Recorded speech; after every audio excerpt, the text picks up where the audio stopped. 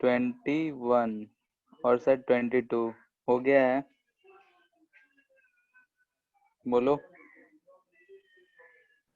Yes 21 में किसी को दिक्कत?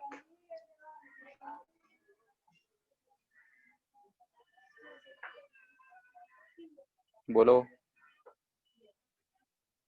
डीपीपी नंबर 21 में किसी क्वेश्चन में किसी को दिक्कत किया ही नहीं, इसका मतलब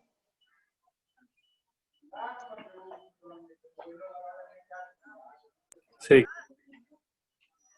कौन सा? हेलो। सर प्रॉब्लम नहीं था मेरे को। किसी को भी पूछ रहे हैं कि 1 से 9 क्वेश्चन है, 9 तक में किसी को दिक्कत? क्वेश्चन तो इजी इजी है। नहीं है। सर डीबीपी 20 तक से वर्कशीट था, तो उसमें से क्वेश्चन नंबर 3 देखना एक बार। वर्कशीट 20 में? यस तो ठीक है। 21 में किसी को नहीं है? सर चलिए 6 और 8। 21 का 8 6 और 8 6 और किसी में किसी को? अभी ये ओपन करे हुए हैं इसलिए अभी बोल रहे हैं। 22 के लिए 22 में कौन कौन सा है? बोलो।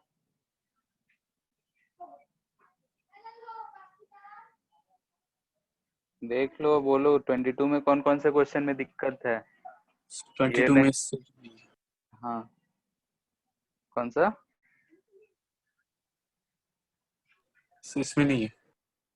नहीं है। ठीक है, ऐसा नहीं कि खोल के अभी देखना शुरू कर रहे हैं, ये अच्छा लग रहा है तो ये डाउट पूछ लेते हैं। ठीक है। और 20 में कौन सा बोल रहे थे? Sir question question number number 3। 3। ठीक है। और किसी का कोई दिक्कत है तो बोल लो। 20, 21 और 22 का, सिर्फ इतना ही का भी बोल रहे हैं। नहीं है। ठीक है, तो देखते हैं सबसे पहले 21 का 6 एंड 8। तो 6 क्वेश्चन बोल रहा है कि train stopping at 2 station 2 kilometre apart on a straight line takes 4 minute for the journey, assuming that its motion is first uniformly accelerated and then uniformly retarded। ठीक है। अगर हम वेलोसिटी वर्सेस टाइम कर्व बनाएंगे इसके लिए, तो ये बोल रहा है कि पहले एक्सेलरेटेड है फिर रिटार्डेड है। ठीक है, यही है। टोटल डिस्टेंस जो है 4 है। डिस्टेंस यानी एरिया अंडर कर्व। ये जो स्लोप होगा इसका, ये रिप्रेजेंट कर रहा है एक्स को और ये रिप्रेजेंट कर रहा है वाई को, क्योंकि X and Y are magnitude of acceleration and retardation, ये चीज दे रखा है। और टोटल टाइम, ठीक है, यहाँ से यहाँ तक का अगर T1 बोल रहे हैं और इसको T2 बोल रहे हैं, तो T1 प्लस T2, अच्छा 2 किलोमीटर है, T1 प्लस T2 दे रखा है 4 मिनट। ठीक है, तो हमको प्रूफ करना है कि 1/x plus 1/y equal to 4 के बराबर है। इसको प्रूफ करना है, यही हमारा सवाल। बोल रहा है कि एक ट्रेन है, किसी स्टेशन ए से खुल रहा है और बी पे जाके रुकता है। उसका जो मोशन ऐसा है कि फर्स्ट एक्सेलरेटेड है, एक्सेलरेशन उसका x है, और फिर डी एक्सेलरेटेड है, उसका एक्सेलरेशन y है। यानी कि टोटल टाइम 4 मिनट्स का लग रहा है। तो हम T1 और T2 है, तो ये इक्वेशन में अगर देख रहे हैं इधर की 4 है और T1 plus T2 equal to 4 है। तो अगर हम ये वेलोसिटी बोले, ये मैक्सिमम वेलोसिटी v0 होगा। ठीक है, तो v0 इक्वल टू क्या होगा? ध्यान से देखो, तो v0 इक्वल टू होगा, फर्स्ट में रेस्ट से शुरू हुआ है तो u प्लस एक्स T1। ठीक है, तो यहाँ से T1 हमको मिल गया कितना, v/x, v0/x। वैसे ही अगर हम डी एक्सेलरेशन पार्ट का देखेंगे, तो डी एक्सेलरेशन पार्ट में फाइनल स्पीड 0 है और वी नॉट से माइनस डी एक्सेलरेटेड है तो ये y माइनस में होगा t2, तो यहाँ से t2 हमको मिल गया वी नॉट बाई वाई। ठीक है, तो यहाँ से हमको क्या मिल रहा है, ध्यान से देखो, तो t1 प्लस t2 अगर लिखेंगे तो ये हमको मिल रहा है वी नॉट कॉमन ले लिए 1 by X plus 1 by Y. ठीक है, तो एक इक्वेशन तो यहाँ से मिल गया और एक इक्वेशन ऊपर से है। अगर वी नॉट का वैल्यू अगर हमको मिल जाए, मे भी हो सकता है, तो एरिया अंडर कर्व, एरिया जो होगा वो डिस्टेंस रिप्रेजेंट करेगा, तो कितना होगा, तो 1/2 इंटू बेस, बेस कितना t1 प्लस t2। ठीक है, base t1 plus t2 into height v not, और ये कितना है 2 किलोमीटर। ठीक है, तो यहाँ से हमको t1 प्लस t2 में कोरिलेशन मिल जाएगा, और क्या v नॉट को एलिमिनेट करना है।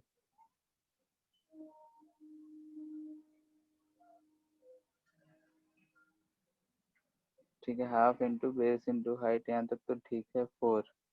यहाँ से t1 plus t2 into V naught equal to 4 मिल रहा है, और t1 plus t2 equal to इतना है वी नॉट, दोनों को रेशियो लेंगे तो होगा क्या, t1 plus t2 by we not.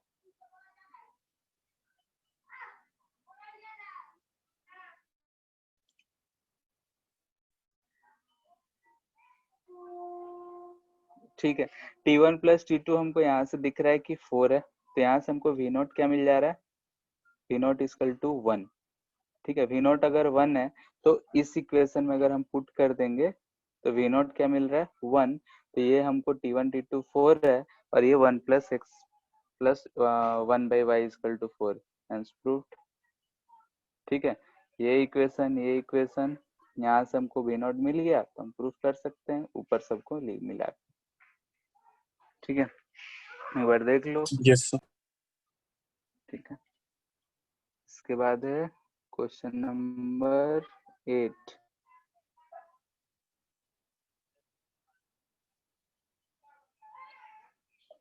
Velocity of particle moving in a straight line is given by v is equal to cos of pi by 3t। बोल रहा है कि फर्स्ट 2 सेकेंड में डिस्टेंस फाइंड करना है, वेलोसिटी दे रखा है, इसमें क्या दिक्कत हो गया,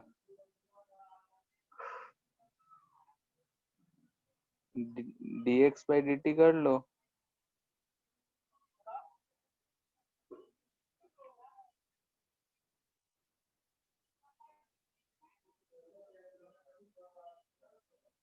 ds कर लेते हैं, 0 से s कुछ जा रहा है, और यहाँ पे आ जाएगा इंटीग्रेशन कहाँ से कहाँ तक, फर्स्ट 2 सेकेंड, तो 0 से 2 cos pi by 3t dt। Solve करने से नहीं आ रहा सर आ जा रहा है सर, ठीक है। आगे सर।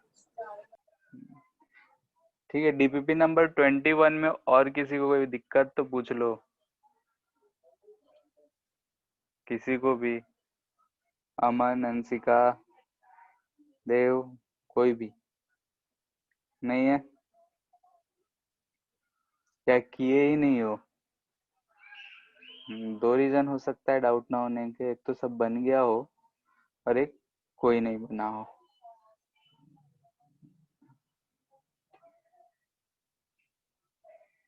वर्कशीट 20,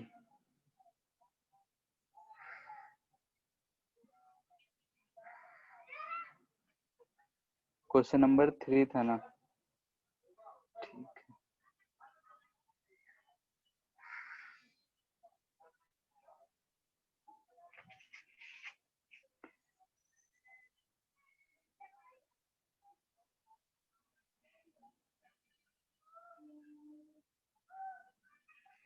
इसमें क्या दिक्कत है, बोलो। Ratio of ranges of bullet fired from gun at angle theta to theta and 4 theta is found to be in ratio of x is to 2 is to 2, then the value of x is, तो range होता है हमारा u square sine 2 theta by g. ठीक है, theta रहा तो ये R1 हो जाएगा। R2 बोल रहा है यू स्क्वायर, वेलोसिटी के बारे में कुछ नहीं बोला है तो हम वही लेंगे, तो साइन 4 थीटा हो जाएगा बाई जी। और R3 लिखेंगे तो यू स्क्वायर साइन 4 थीटा है तो 8 थीटा हो जाएगा बाई जी। ठीक है, और ये दोनों रेंज ध्यान से देखो तो सेम है, ये दोनों रेंज यानी R2 बाई R3 जो है सेम दे रखा है, यानी कि sine 4 theta by sine 8 theta, यानी कि सिमिलर है। ठीक है, यानी कि 4 थीटा और 8 थीटा में क्या रिलेशन आ रहा है बताओ?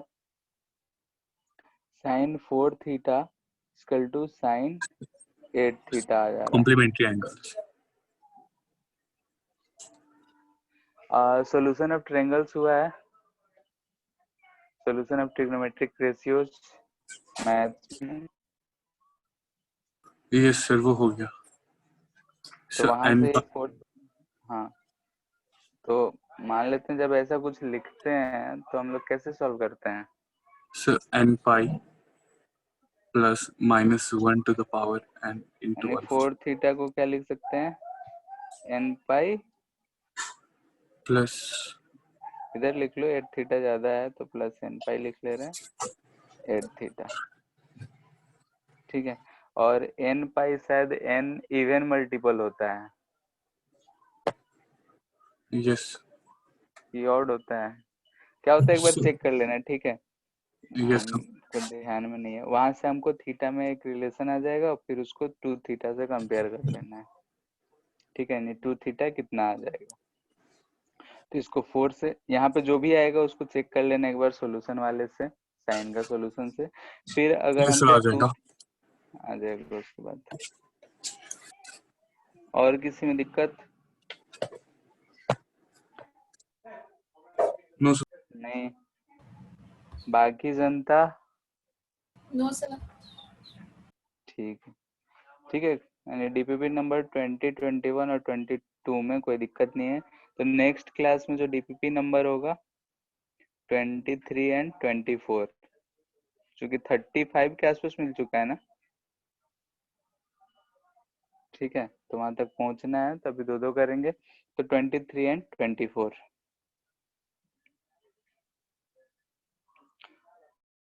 और बुकलेट का बोले थे कि work done by constant force and variable force वाले क्वेश्चंस कर लेने के लिए किए हो?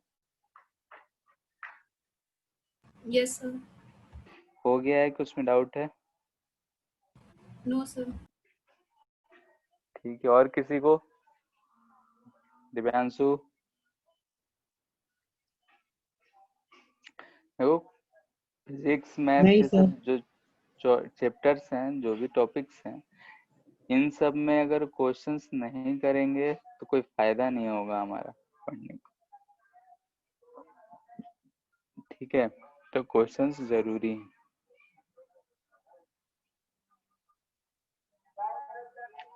ठीक है, फिर तो नेक्स्ट क्लास जहाँ से खत्म किए थे वहीं से शुरू करते हैं।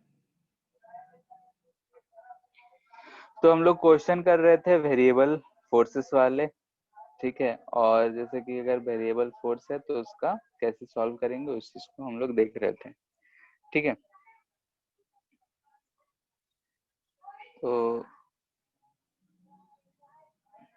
एक चीज और है, अभी जो क्वेश्चन करा रहे हैं बस इसको देख लेना है या ध्यान में रखना है, क्योंकि अब भी उतना समझ नहीं आएगा, आ भी सकता है। ठीक है, ऐसा कोई जरूरी नहीं है कि नहीं आएगा, लेकिन 12th में ये चैप्टर में इसमें डिटेल में कराया जाएगा। तो इस टाइप के अगर क्वेश्चंस दिखे, ठीक है, बस इसलिए करा रहे हैं क्योंकि अभी हम एकदम सिंपल सा कराएंगे, उससे रिलेटेड ज्यादा कोई टफ नहीं करा रहे। ठीक है, क्यों? क्योंकि 12th में ये चैप्टर है एक डिफरेंशियल इक्वेशन करके। ठीक है, अगर उसको पढ़ लोगे तो उसके बाद इस ऐसे क्वेश्चंस किसी काम के नहीं रह जाते, लेकिन अभी के टाइम में अगर दिख जाता है तो पसीना छूट जाता है। जैसे कि force equal to y i cap दे रखा है, बोल रहा है कि find work done from 0,0 to 1,1। ठीक है, अगर ऐसा हमको दिया रहे तो हम कैसे सॉल्व करेंगे? ठीक है, तो हम टाइम नहीं दे रहे हैं क्योंकि हमको पता है कि अभी करोगे तो गड़बड़ होगा। सॉल्यूशन, वर्क जो होता है हमारा F.dr होता है। ठीक है, यहाँ पे आई कैप है तो dr की जगह dx तो लिख देंगे, तो यहाँ पे हमको मिलेगा y dx। ठीक है, अगर हम इस क्वेश्चन में ध्यान से देखें तो यहाँ पे y में वेरी कर रहा है, यहाँ पे x, y भी वेरिएबल है, x भी वेरिएबल है। यानी इस टाइप के क्वेश्चंस हम तभी कर सकते हैं जब y यानी कि हमको पाथ डिफाइंड हो, यानी कि सच questions will be solved only when path is defined। ठीक है, पाथ जब डिफाइंड होगा तभी हम लोग ऐसे सवाल कर सकते हैं। आगे चल के डिफरेंशियल इक्वेशन पढ़ते हैं तो वहां पे हम लोग सॉल्व कर सकते हैं आसानी से, लेकिन फिलहाल के लिए हम यही कहेंगे कि ऐसे क्वेश्चंस तभी हो पाएंगे क्योंकि y भी वेरिएबल है, x भी वेरिएबल है, तो हमको यहाँ पे कोई ना कोई एक पाथ यानी कि y और x में कोई एक रिलेशन अगर गिवन होगा तभी हम ऐसे क्वेश्चंस को कर सकते हैं। लेकिन if it is given, ठीक है, अगर कह दिया जाए कि हम 0,0 से, ये y एक्सिस हो गया, ये x एक्सिस हो गया, 0,0 से हम ले जा रहे हैं कहाँ, तो 1,1 पे। ठीक है, अगर हम 1,1 पे ले जा रहे हैं, अगर हम बोले कि हम यहाँ से इस पाथ के अकॉर्डिंग ले जा रहे हैं, यानी कि यहाँ से a ले जा रहे हैं इसके अलोंग, तो ध्यान से देखो तो इसका स्लोप है 45, यानी कि हम बोल दे कि इस लाइन के अलोंग हम जा रहे हैं। ठीक है, और ये लाइन क्या होगा, ध्यान से देखो तो ये y equal to x line है, यानी कि बोल देगा कि हम O से A ले जा रहे हैं लेकिन इस पाथ के, इस पाथ से, इस डायरेक्शन से। तो अब हमको पाथ गिवन है, अब हम वर्क डन निकाल सकते हैं। ध्यान से देखो तो नाउ हम वर्क डन निकाल सकते हैं, क्यों, क्योंकि पाथ इज गिवन।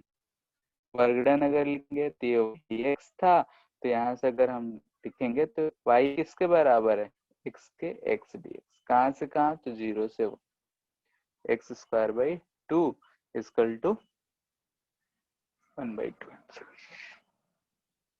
ठीक है, यानी कि ऐसे क्वेश्चंस अगर हमको मिल जाए कि दोनों वेरिएबल्स दे रखे हैं तो जब तक पाथ डिफाइन नहीं होगा तब तक हम सॉल्व नहीं कर पाएंगे। ये अगर इसी में एक कर दिए बी कि if path y equal to x square दे सकता है, यानी कि हम अगर इस पॉइंट से 0,0 से 1,1 जा रहे हैं तो y स्क्वायर रखेंगे तो ऐसा कुछ पाथ हो जाएगा। ठीक है, क्वाड्रेटिक इक्वेशन है, पैराबोलिक शेप होगा तो ऐसा कुछ पाथ हो जाएगा, यानी कि इस पाथ के अकॉर्डिंग। तो फिर से अगर वर्क डन निकालेंगे तो y dx था, हमको कुछ नहीं करना है, y की जगह एक्स स्क्वायर dx पुट कर देना है 0,1, यानी कि ये हो जाएगा 1/3। ठीक है, तो ऐसे अगर सवाल हमको मिले तो हमेशा ध्यान रखना कि पाथ खोजना पड़ेगा, किस पाथ से बोल रहा है। हो सकता है ग्राफ देख के बोल दे ए से बी जा रहे हैं, बी से सी जा रहे हैं, फिर सी से डी जा रहे हैं, या फिर हमको फंक्शन दिया हुआ मिलेगा। क्यों, क्योंकि यहाँ पे एक्स और वाई दोनों वेरी कर रहे हैं, हम लोग डायरेक्टली इसको हम लोग नहीं कर सकते। ठीक है, आगे चल के हम लोग देखेंगे ऐसे जो फोर्सेस होंगे, ऐसे जो पाथ डिपेंडेंट वर्क होगा, उन सब चीजों को बोलेंगे नॉन कंजर्वेटिव इन नेचर होता है। फिर कंजर्वेटिव क्या होगा वो सब चीजें हम लोग अलग डिस्कस करेंगे। फोर्सेस जब पढ़ लेंगे, एनर्जी वर्क ये सब के बारे में, वर्क एनर्जी थ्योरम, तब। सर आवाज थोड़ा धीरे आ रहा है।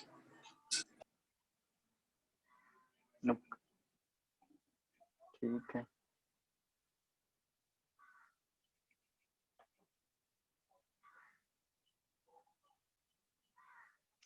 ठीक है, नेक्स्ट क्वेश्चन कर रहे हैं। क्वेश्चन ये दे रखा है कि एक ऐसा टेबल है, ठीक है, इस टेबल पे एक चेन लटक रहा है, ये ऐसा एक चेन है,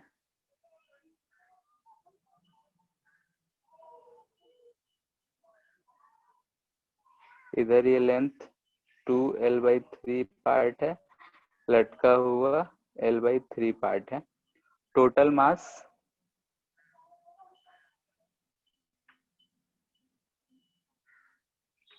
m है, लेंथ l दिख रहा है,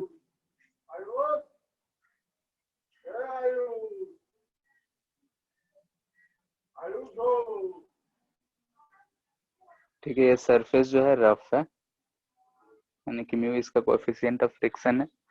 बोल रहा है कि if chain start sliding,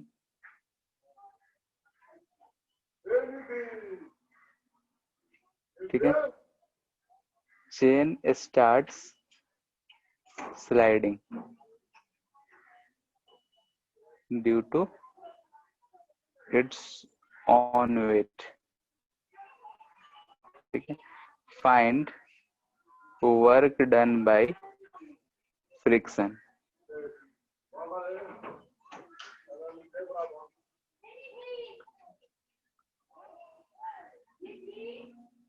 By the moment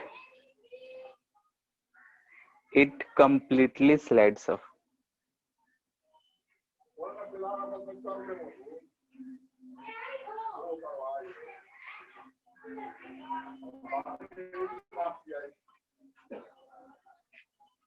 ठीक है, एक टेबल पे चेन रखा हुआ है, चेन को अगर हम छोड़े तो नीचे गिर रहा है, तो फाइंड करना है अगर टोटली जब वो गिर रहा है, जब वो कांटेक्ट छूटा होगा, उस समय तक वर्क डन बाय फ्रिक्शन कितना होगा।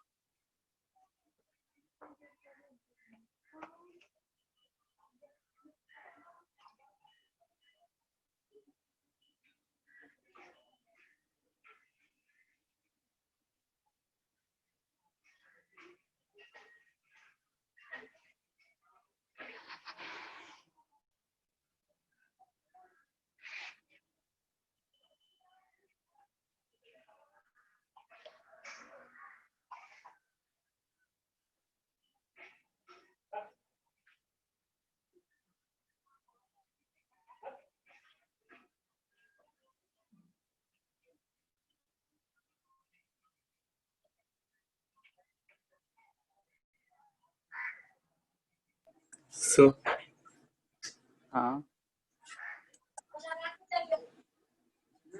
कितना आ रहा so, है? so 2lg/3 आया।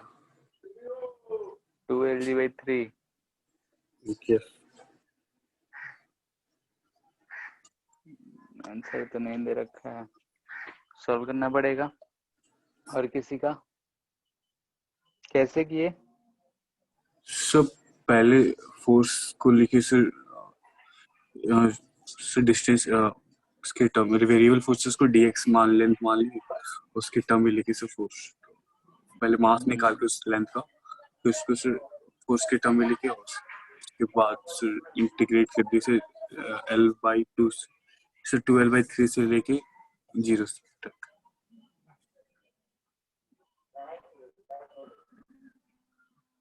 ठीक है, अब देखो कैसे लिए हो, चेक कर लेना एक बार, अब देख तो पा नहीं रहे। जैसे कि मान लेते हैं किसी समय पे इधर ये पार्ट x रहा होगा, तो नीचे लटका होगा l-x, टोटल लेंथ तो l है, ठीक है, किसी मोमेंट पे ऐसा हमको दिखेगा। तो अगर इस मोमेंट पे हम फ्रिक्शन निकालेंगे, मूव कर रहा है तो मैक्सिमम फ्रिक्शन ही लग रहा होगा, और हम मैग्नीट्यूड का बात कर रहे हैं, तो फ्रिक्शन जो लग रहा है ये सरफेस पूरे सरफेस पे लग रहा है, तो उस समय फ्रिक्शन लिखेंगे तो क्या लिखेंगे, म्यू। मास क्या होगा, तो टोटल लेंथ था तो मास m/l लिनियर मास हो जाएगा इनटू x इनटू g। ये फ्रिक्शनल फोर्स एक्ट कर रहा होगा इस समय पे, यानी कि एट एनी मोमेंट का बात करें किसी मोमेंट पे, तो ये x l-x F equal to mu m/l xg, ठीक है, ये फ्रिक्शनल फोर्स एक्ट कर रहा होगा। अब हमको वर्क लिखना है, तो ये जो फ्रिक्शनल है ये चेंज हो रहा होगा, तो डी वर्क डी डब्ल्यू लिखेंगे। तो ये फ्रिक्शनल फोर्स क्या है? वेरिएबल है। वेरिएबल क्यों है? कि जैसे जैसे ये चेन नीचे की तरफ आ रहा है वैसे वैसे एक्स लेंथ घट रहा होगा। फोर्स जो है वेरिएबल है, तो वर्क डन अगर हमको फ्रिक्शन से लिखना है तो मैग्नीट्यूड सिर्फ लिख रहे हैं, जानते हैं कि निगेटिव में ही आएगा, एफ डी एक्स। एफ क्या? तो म्यू एम बाई एल को कॉमन ले लिए, जी भी कॉमन ले रहे हैं, यहाँ से एक्स डी एक्स। लिमिट कहाँ से कहाँ? तो x देखो पहले 12/3 रहा होगा, बाद में 0 हो जा रहा है, यानी कि 12/3 से 0। ठीक है, या फिर 0 से 12/3 जैसे लेना है ले सकते हो, क्योंकि मैग्नीट्यूड हम फाइंड कर रहे हैं। तो हम यहाँ पे लिख रहे हैं x जो है 12/3 था पहले, घट रहा है, तो घटते घटते 0 हुआ है। ठीक है, तो इस चीज को हम लोग सॉल्व कर लेंगे। तो mu M G by L into X square by 2 limit put कर देंगे।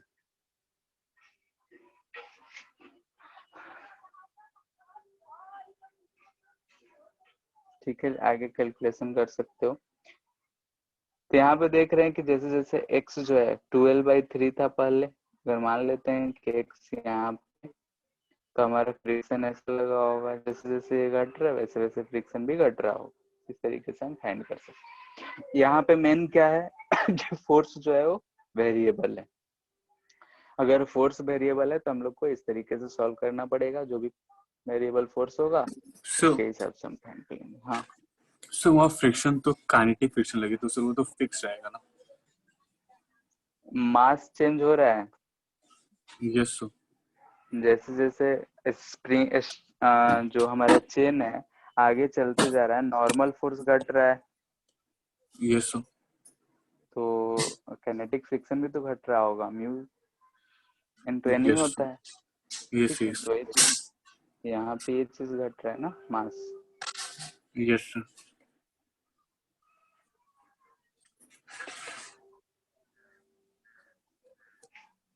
सर ठीक तो है, वहाँ पे वर्क डन सर, बाय, हाँ, तो नॉर्मल तो सर पूरा वैल्यू लेंगे तो ये मास का। इतना ही पार्ट ना यहाँ पे नॉर्मल लगा रहा होगा इस सरफेस पे, यस सर, इस तो वाले आप तो सरफेस। हाँ देख, एम बाई एल लिए सर, वहाँ म्यू एम बाई एल थी। एल लेंथ का मास m है, यस तो सर। x लेंथ का मास कितना हो जाएगा, m by L into x होगा। Yes sir. वही चीज लिखे हैं यहाँ पे, देखो ध्यान से। यस। ठीक है, एल लेंथ के लिए मास कितना, कैपिटल M, तो 1 यूनिट के लिए लिखते तो m बाई एल होता है, जिसको लिनियर मास बोलते हैं, और x से मल्टीपल कर दिए तो ये x लेंथ का मास हो गया, और ये m by L into x. और किसी पॉइंट में दिक्कत?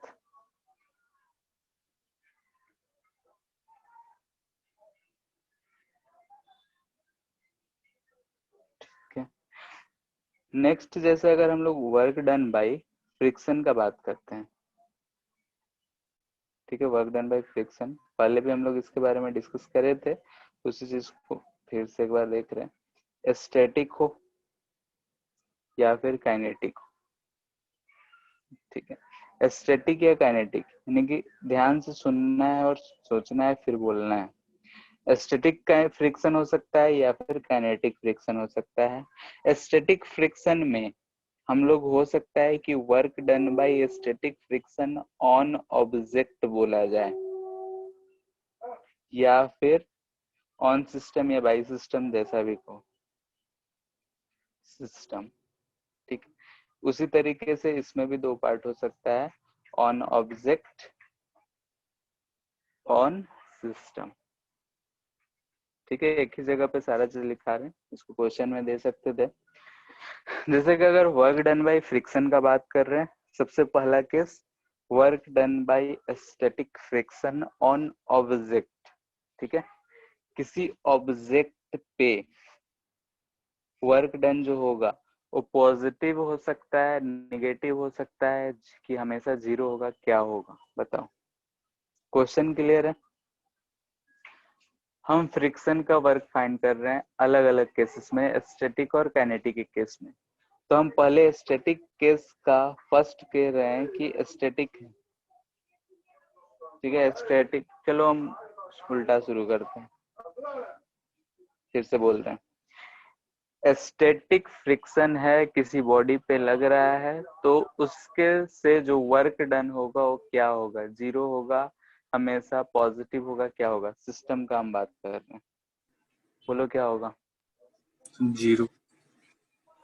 सिस्टम का अगर हम टोटल सिस्टम का बात करेंगे तो स्टैटिक फ्रिक्शन मूव नहीं कर रहा होगा, ठीक है, मूव नहीं करा सकता है। उस दौरान अगर हम देखेंगे तो इससे जो होगा जीरो होगा वर्क डन। अगर हम किसी पार्टिकुलर ऑब्जेक्ट का बात कर रहे हैं, सिस्टम का बात नहीं करके किसी पार्टिकुलर ऑब्जेक्ट का बात कर रहे हैं, तब मे बी जीरो और नेगेटिव। कुछ भी हो सकता है।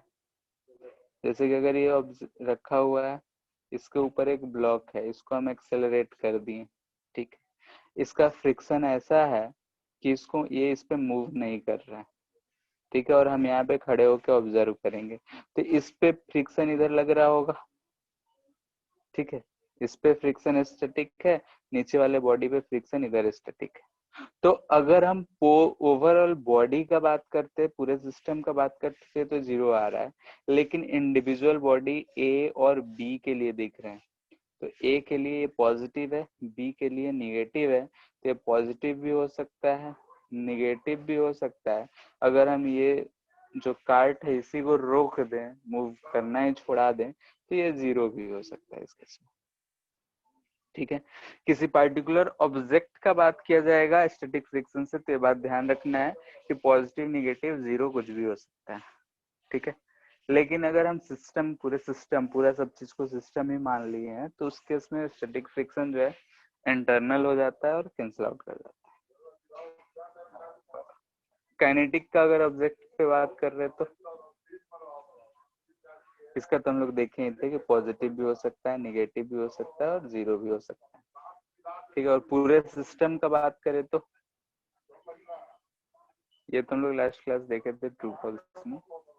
पूरे सिस्टम का अगर बात करें तो बोलो क्या होगा? Kinetic friction so negative. Negative होगा, ठीक है, तो इस चीज का ध्यान रखना।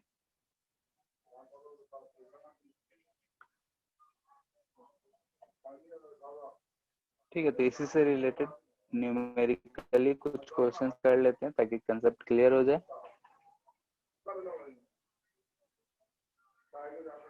ऐसे दो ऑब्जेक्ट रखे हुए हैं, दोनों का वेट 10 kg है। हम इस पे 100 टन फोर्स लगा दी, ये सरफेस जो है स्मूथ है और यहाँ पे फ्रिक्शन कोएफिशिएंट है 0.5, ठीक है। यहाँ से यहाँ तक लाने में कि 2 मीटर के डिस्प्लेसमेंट के लिए work done by applied force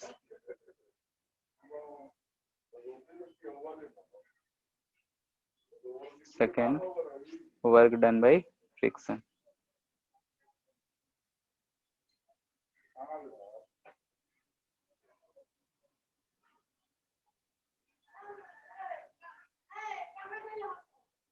जल्दी से फाइंड करो।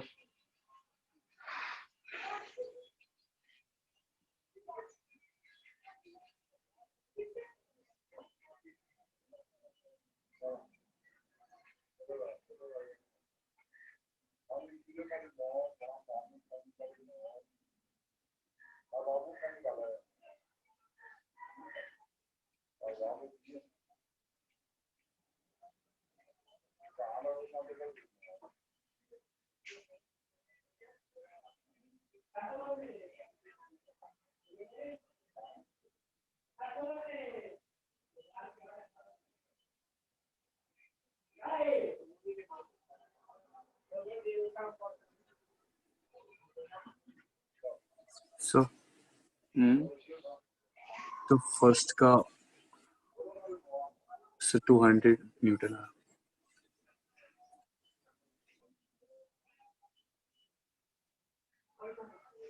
इसका तो सिंपल है 2 into 100 200 जूल।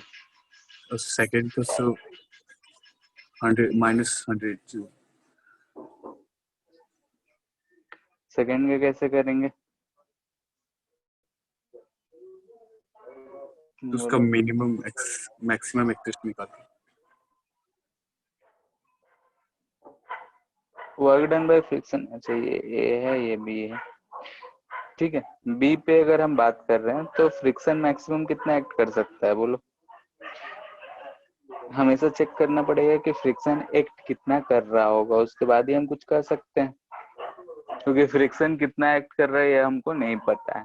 लेकिन फ्रिक्शन का मैक्सिमम वैल्यू हमको पता है कि 0.5 इंटू 10 होगा, जो कि कितना आ रहा है 50 न्यूटन, ठीक है। अगर इसका कंबाइंड एक्सेलरेशन देखें, ए साथ साथ का एक्सेलरेशन देख रहे हैं, तो 100/20 यानी कि 0.5 मीटर पर सेकंड स्क्वायर। तो 5 से जाने के लिए फ्रिक्शन कितना रिक्वायर्ड है? तो एफ रिक्वायर्ड अगर देखेंगे तो 10 into 5 यानी कि 50 न्यूटन रिक्वायर्ड है, ठीक है। 50 न्यूटन रिक्वायर्ड है, मैक्सिमम 50 है, साथ साथ जा रहा होगा तो -50 into 2 यानी कि -100। ठीक है, यहाँ तक बात किसी को कोई दिक्कत है तो बोलो। ये सारे चीजें पहले करे होगे एनएलएम में कि वो साथ साथ चलेगा या अलग अलग चलेगा, हम बस यहाँ पे उससे वर्क फाइंड करवा रहे हैं, ठीक है। तो हम लोग यही करते थे, मैक्सिमम कितना होगा, साथ साथ चलने का एक्सेलरेशन क्या आएगा, फिर रिक्वायर्ड फ्रीक्वेंसी कितना, रिक्वायर्ड फ्रिक्शन कितना है, ठीक है, रिक्वायर्ड फ्रिक्शन कितना है। तो ये हम देख रहे हैं कि रिक्वायर्ड फ्रिक्शन मैक्सिमम फ्रिक्शन के बराबर है। अगर मैक्सिमम फ्रिक्शन के बराबर है, इसका मतलब जितना जरूरत है उतना प्रोवाइड कर देगा, उतना लग रहा होगा उतना कर देंगे। अगर इसी क्वेश्चन में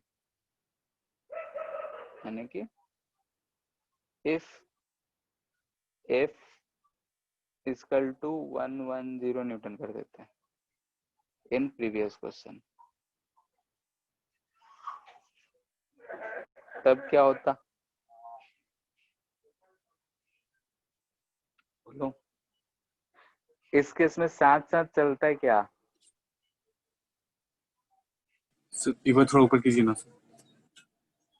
नहीं, इतना नहीं करते हैं, इसमें 15 न्यूटन कर देते हैं, ठीक है। 15 न्यूटन है तब क्या होगा? 110 वाले में फिर मोशन निकालना पड़ जाएगा, कितना चलेगा? सर 7 मूव करेगा। 7 मूव करेगा, ठीक है। और यस सर। फ्रिक्शन कितना लग रहा होगा सर जब हम 50 लगा रहे होंगे तो? सर 15 न्यूटन ही लगेगा।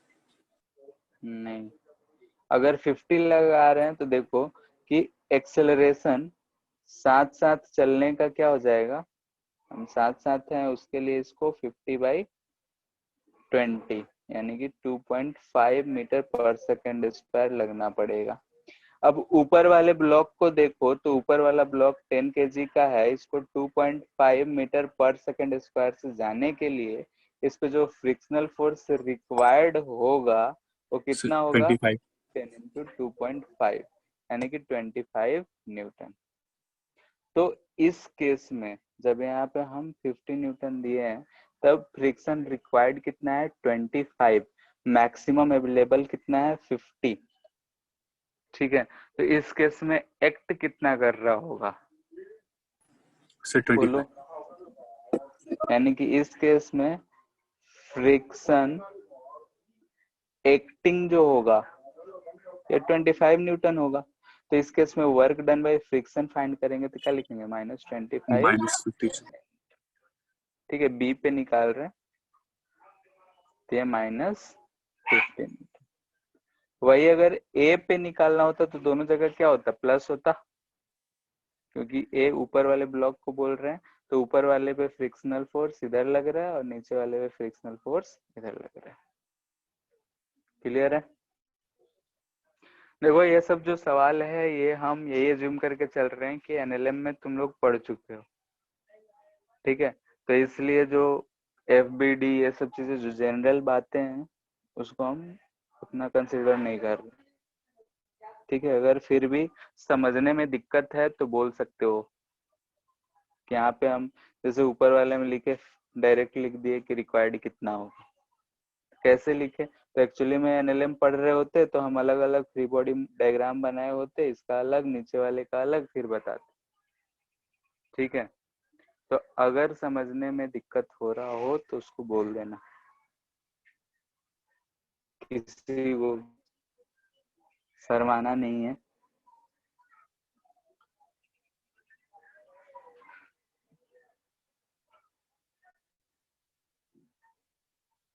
ठीक है, इसी से रिलेटेड एक और क्वेश्चन देते हैं। एक नीचे जो है लंबा सा ब्लॉक एक सरफेस पे रखा हुआ है, ये सरफेस स्मूथ है,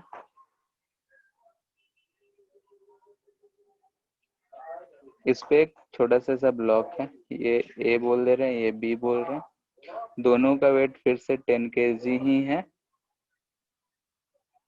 इसको हम वेलोसिटी दे दिए v = 10 मीटर पर सेकेंड। ठीक है, ये सरफेस जो है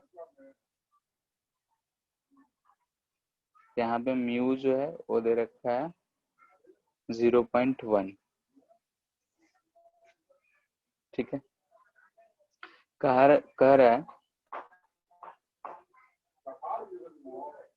फाइंड आउट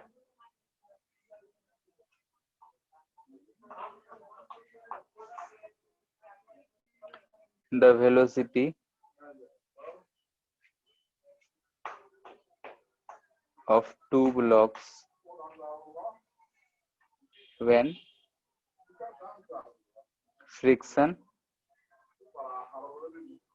stops acting। यानी कि फ्रिक्शन जो है एक्ट करना छोड़ दे रहा होगा तब कितना होगा, फाइंड करो।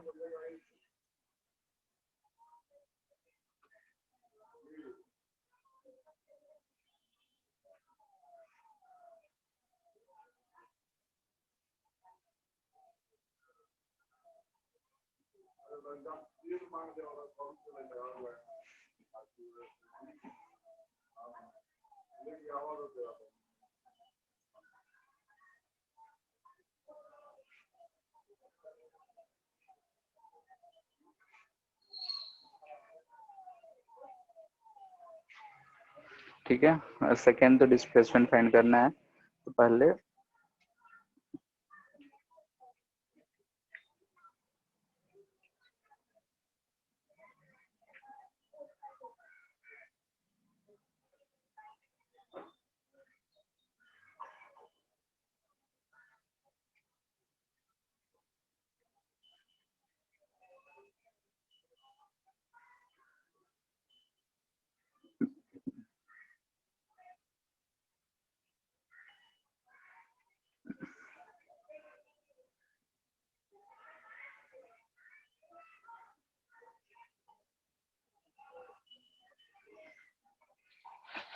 हो गया। 6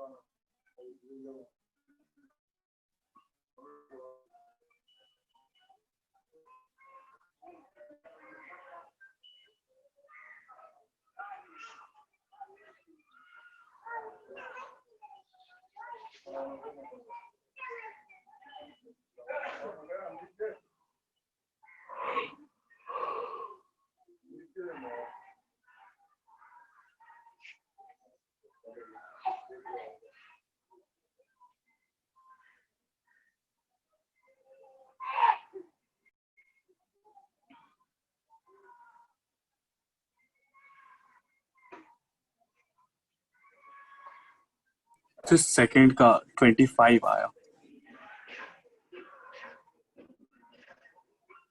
क्या डिस्प्लेसमेंट, यस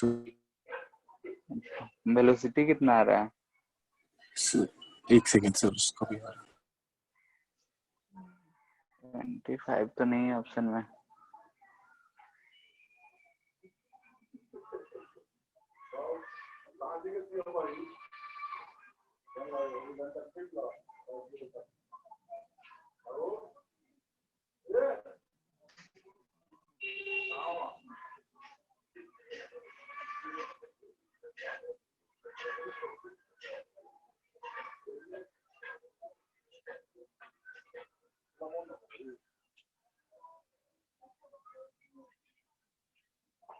So velocity आया 5 और displacement 25/2.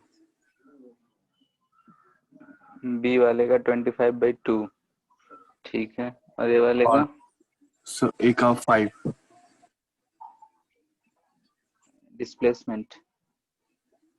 So A का तो velocity पूछ रहा है ना, हाँ, दोनों का तो डिस्प्लेसमेंट भी पूछ रहे गए हैं। so वो फर्स्ट वाले का हम बताया 5, ठीक है, फर्स्ट वाला आंसर। ठीक है, फर्स्ट वाले का 5 होगा। देखो इसमें क्या है कि अगर एक ऑब्जेक्ट है दूसरे ऑब्जेक्ट पे रखा हुआ है, ऊपर वाले को हमने वेलोसिटी दे दिया, तो ऑफ कोर्स नीचे वाला रेस्ट में है, तो रिलेटिव मोशन हो रहा है, तो फ्रिक्शन जो लग रहा होगा ये मैक्सिमम वाला ही लग रहा है, काइनेटिक ही लग रहा है। ठीक है, फ्रिक्शन कैसा लग रहा है? Kinetic in nature.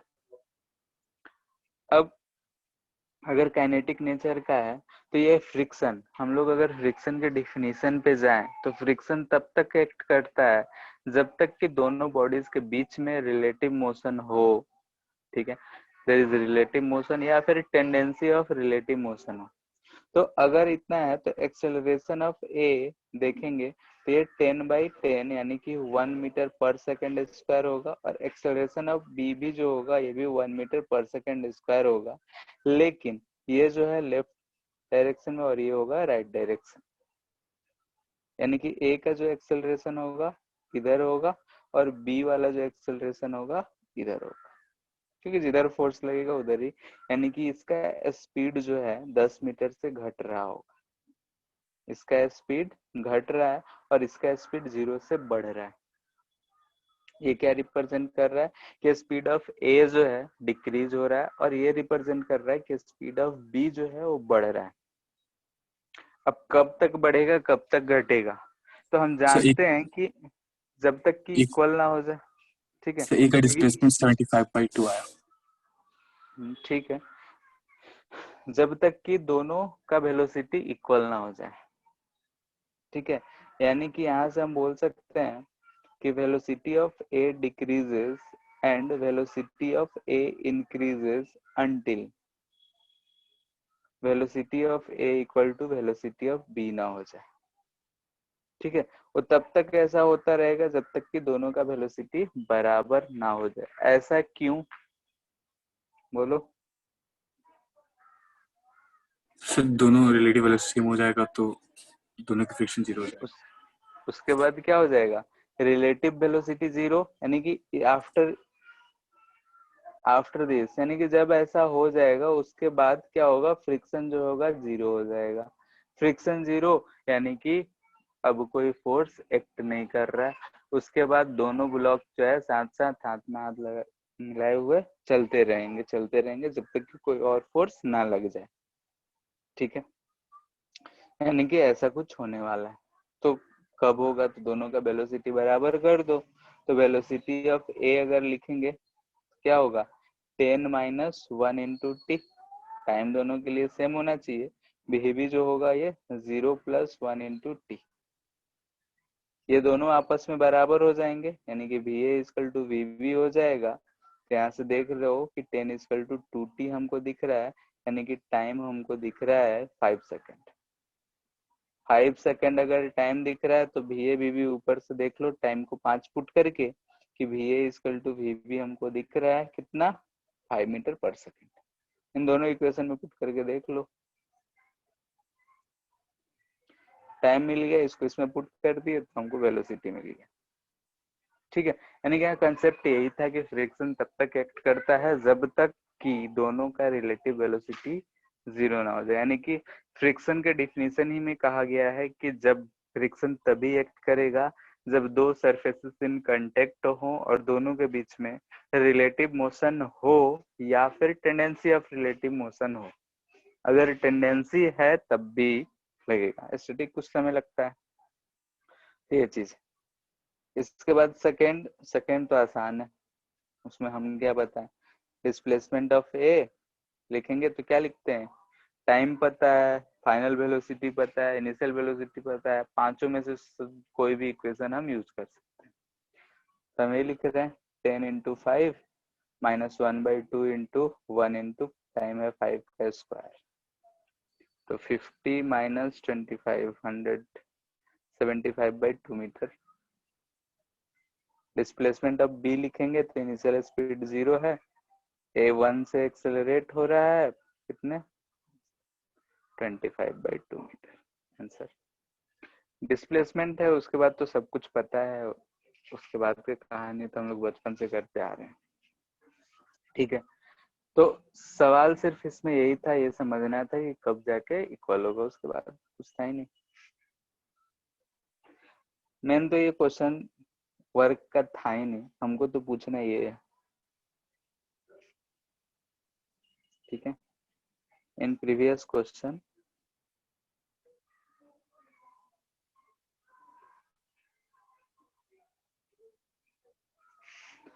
फाइंड, ठीक है, हम डायरेक्टली ये भी दे सकते थे, kinetic friction on A and B both, दोनों पे काइनेटिक फ्रिक्शन का कितना वर्क हुआ होगा उस दौरान जब तक एक्ट कर रहा है, वो फाइंड करना है।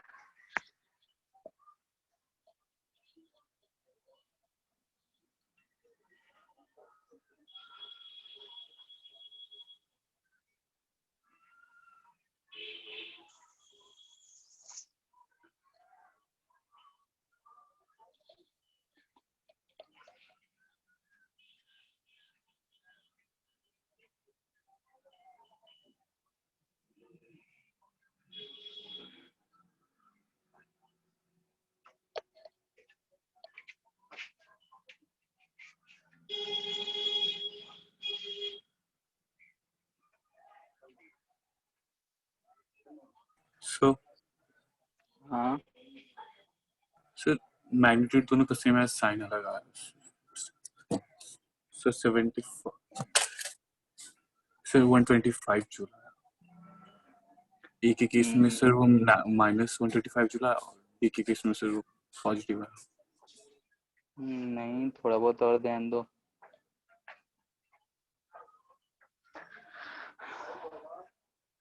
सेम कैसे आया, फ्रिक्शनल फोर्स तो दोनों के केस में सेम ही है। फ्रिक्शनल फोर्स कितना आ रहा था, 10 न्यूटन। वर्क डन ऑन ए अगर लिखेंगे तो क्या लिखेंगे, इस पे तो पीछे की तरफ लग रहा है माइनस, सॉरी सर एक ही केस में सर 225 जूल आया।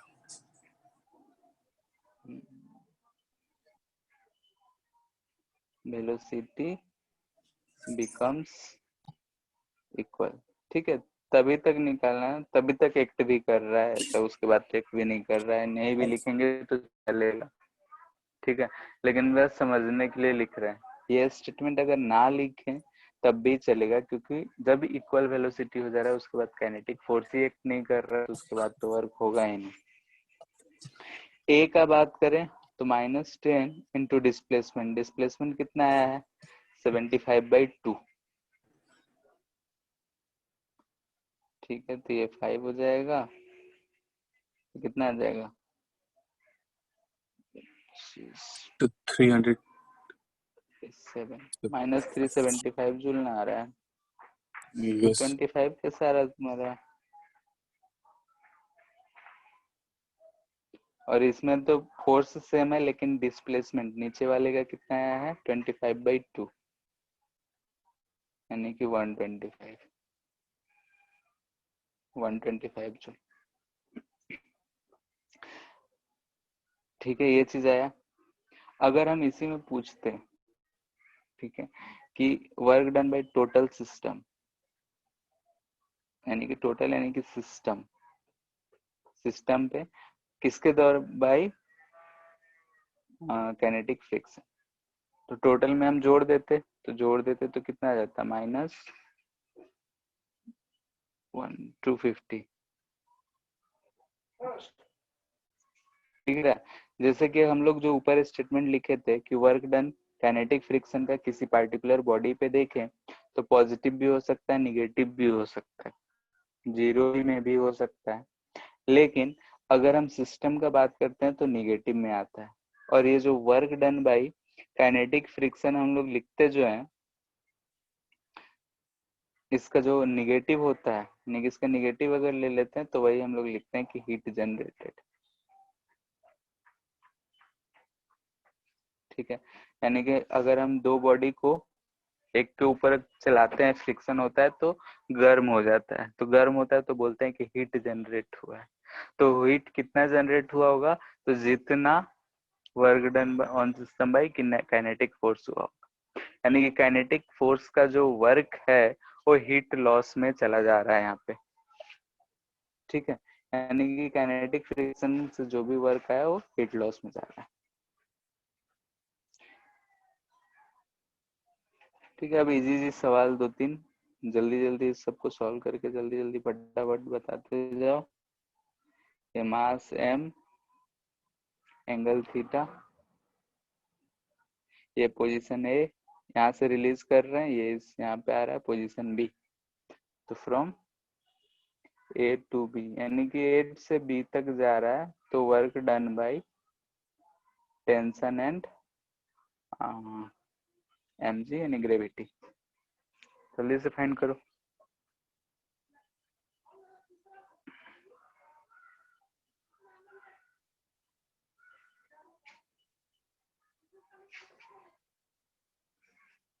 Sir radius length L,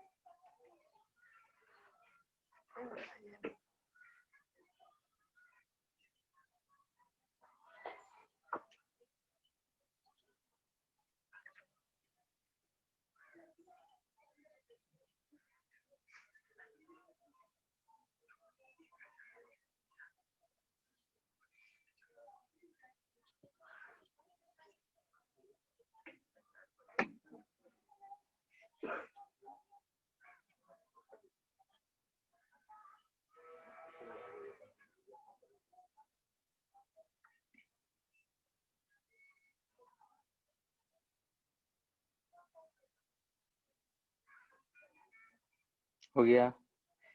work done by tension चलो हम बता देते हैं, 0 होगा। ठीक है, बाकी mg के लिए निकालो तुम लोग। 0 क्यों होगा, क्योंकि tension is perpendicular to displacement.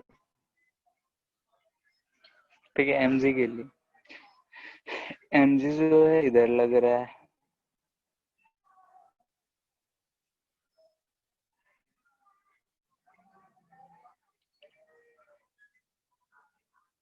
अगर हम ऐसा देखें, तो 0 है क्या? ठीक है, 0 ही होगा। ठीक है, अगर हम इस वाले हाइट को h बोलते हैं, ठीक है, यहाँ से यहाँ तक को इसको हम h बोल रहे हैं, तो अगर हम वर्क डन A से B जाने के लिए बोल रहे हैं, फॉर mg बोल रहे हैं हम, mg के लिए बात कर A से B जाने के लिए, तो हम लोग क्या लिखते हैं कि फोर्स इनटू, या फिर अगर हम हर जगह लिखे तो f dx इंटीग्रेशन। ठीक है, f dx डॉट dx था तो यहाँ पे हम cos ऑफ थीटा लिख सकते थे, यानी कि फोर्स का कंपोनेंट डिस्प्लेसमेंट की तरफ ले या डिस्प्लेसमेंट का कंपोनेंट हम फोर्स की तरफ ले। ठीक है, यही चीज रिप्रेजेंट होता है। तो डिस्प्लेसमेंट का कंपोनेंट अगर फोर्स की तरह लेंगे तो ये इसका डिस्प्लेसमेंट होगा A से B तक, और फोर्स के लिए लेंगे तो H आएगा, तो हमको mg H ही मिलेगा, दोनों का डायरेक्शन सेम है तो ये पॉजिटिव मिलेगा। वही बी से सी जाएंगे तो ये हमको मिल जाएगा, इधर से इधर जब जा रहे हैं तो देखो ऊपर की तरफ जा रहे हैं, फोर्स नीचे लग रहा है तो माइनस mgh। तो वर्क डन ए से बी, बी से सी गए तो क्या हो जाएगा 0। ठीक है, डायरेक्टली भी बोल सकते थे कि ए सी जा रहा है तो हाइट में चेंज कुछ भी नहीं है, यानी कि डिस्प्लेसमेंट अलोंग फोर्स जो है mg कुछ भी नहीं है तो वर्क डन 0 होगा। ठीक है, जिधर फोर्स एक्ट कर रहा है उधर की तरफ कोई डिस्प्लेसमेंट नहीं है, यानी कि नेट जो वर्क होगा 0 होगा। ठीक है, हाँ लेकिन ए से बी तक के लिए पॉजिटिव वर्क है, बी से सी के लिए निगेटिव वर्क है, तब टोटल जाके 0 हो रहा है।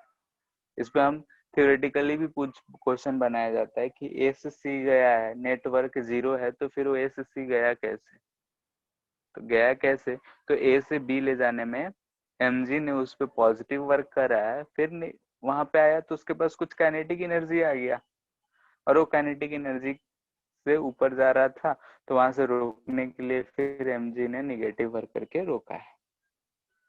ठीक है, यस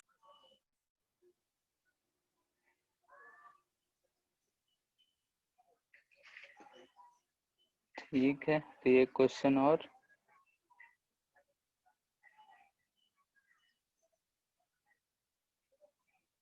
ये 5 kg का है, ये 10 kg है, यहाँ पे सरफेस है, इसका हाइट है 2 मीटर,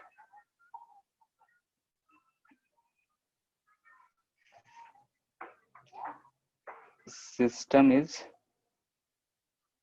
रिलीज्ड फ्रॉम रेस्ट। ठीक है, रेस्ट से रिलीज किया जा रहा है, फाइंड वर्क डन। पहला ग्रेविटी,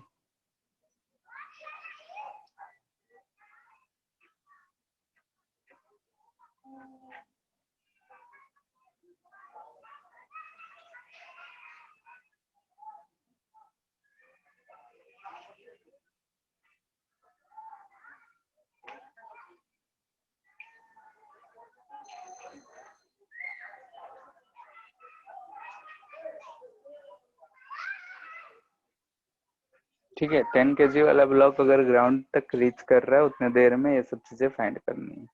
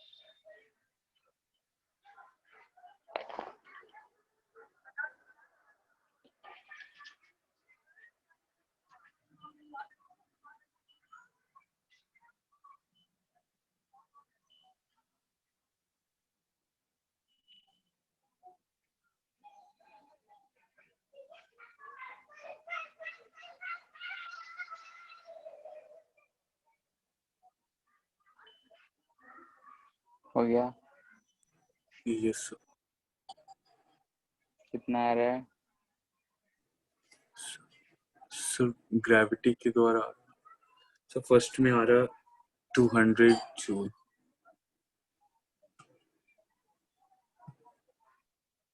एक्सेलरेशन तो g/3 आ जाएगा। ठीक यस है, सर ठीक है, फर्स्ट का तो पहला दूसरा तो ऐसे ही हो जाएगा। फर्स्ट का आंसर यहीं लिख रहे हैं हम या फिर इधर लिख देते हैं। ठीक है, यहाँ पे फर्स्ट का आंसर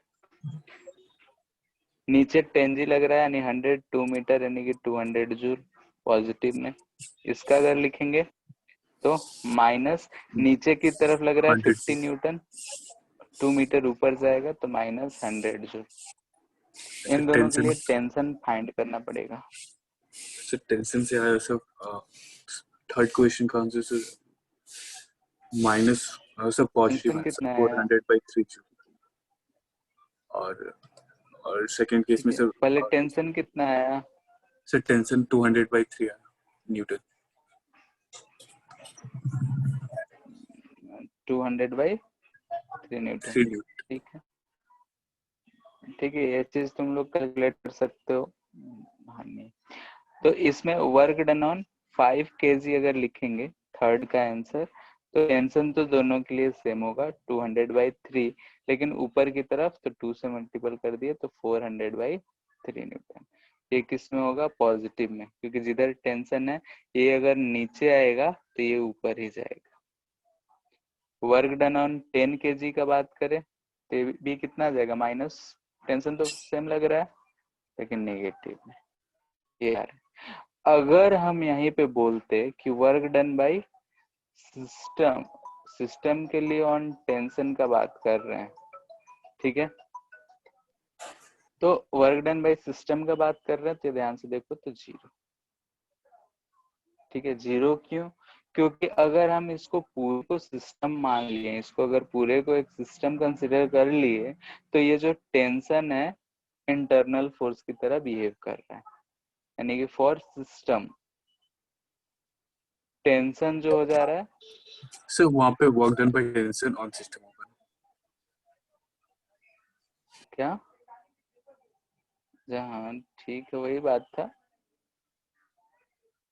टेंशन ऑन सिस्टम। ठीक है, for system tension act as internal force, यानी कि पूरे अगर हम सिस्टम को कंसिडर कर रहे हैं तो टेंशन जो होगा इंटरनल फोर्स की तरह एक्ट करेगा। ठीक है, इस चीज को कंसिडर करते हुए हम लोग ऐसे क्वेश्चंस करे होंगे एनएलएम में, फिर से दे रहे हैं। कंस्ट्रेंट। हाँ, कंस्टेंट वाले ही।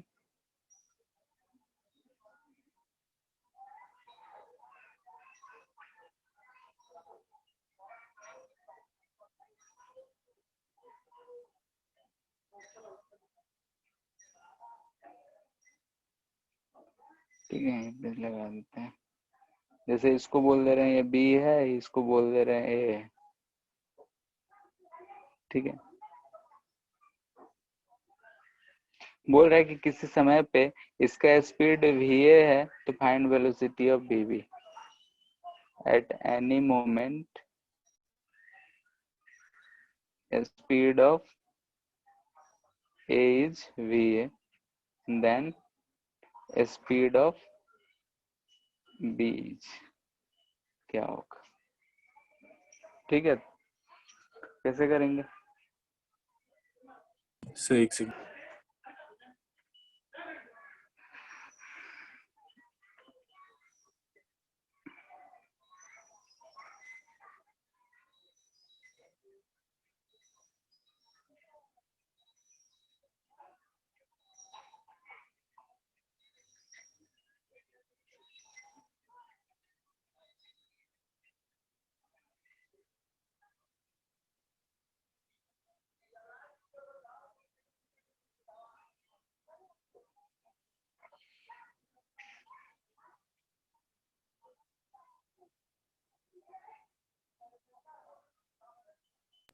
हाँ सर आ गया। कितना आ रहा है? Sir v/5 va/15। ठीक है, देखो एक तो मेथड पहले करे होगे वो ठीक ही है, बाकी हम ऐसे टेंशन डिवाइड कर दे रहे हैं। यहाँ पे टी तो ये भी टी होगा, तो यहाँ पे 2t तो ये भी 2t, ये 4t हो जाएगा तो ये भी 4t, और ये फिर 8t तो ये भी 8t। ठीक है, तो टेंशन ऑन बी अगर देख रहे हैं तो देखो कितना है, 8 8 4 12 2 14 15t, और ए पे टी है। तो अभी देखें हम लोग कि अगर ए और बी टोटल टेंशन को देखें तो सारा का सारा सिस्टम पे वर्क डन बाय टेंशन जो होगा वो 0 होगा। वर्क डन बाय टेंशन अगर हम सिस्टम का बात करें तो ये 0 होगा, यानी कि tension on work done by tension on A plus work done by tension on B लिखेंगे तो 0 होगा। ए का डिस्प्लेसमेंट नीचे है, मान लेते हैं एक्स डिस्प्लेस हुआ होगा, ठीक है। लेट से कि ये जो है इधर की तरफ एक्स से डिस्प्लेस हुआ होगा, तो ये जो डिस्प्लेस हुआ होगा एक्स बी। तो हम इसके लिए वर्क डन लिखेंगे तो क्या लिखेंगे, -t इंटू एक्स प्लस इस पे वो 15t लग रहा है एक्स बी इक्वल टू 0। यहाँ से हमको मिल जाएगा X B equal to X A by 15, ठीक है। एक बार डिफ्रेंशिएट कर लेंगे तो भी मिल जाएगा वी ए बाई 15, ठीक है। तो ऐसे से सवाल को हम लोग ऐसे भी सॉल्व कर सकते हैं, ठीक है, कि टोटल टेंशन फाइंड कर लें और work done by tension on system 0 होगा तो 0 करके हम लोग ऐसे से सवाल को इजिली सॉल्व कर सकते हैं, ठीक है। तो एनएलएम में जो क्वेश्चन मिले थे वहां पे इस मेथड को भी हम अप्लाई कर सकते हैं, ठीक है। तो आज इतना ही रहने दे रहे हैं। नेक्स्ट क्लास में हम लोग वही आगे इससे चलेंगे, यानी कि नेक्स्ट क्लास में स्प्रिंग फोर्स के कारण वर्क डन फाइंड करेंगे, फिर काइनेटिक एनर्जी क्या होगा, पोटेंशियल एनर्जी क्या होगा, फिर वर्क एनर्जी थ्योरम क्या होगा, फिर एनर्जी कंजर्वेशन, ये सब चीजें चलते रहेंगी, ठीक है। तो आज के लिए इतना ही रहने दे रहे हैं।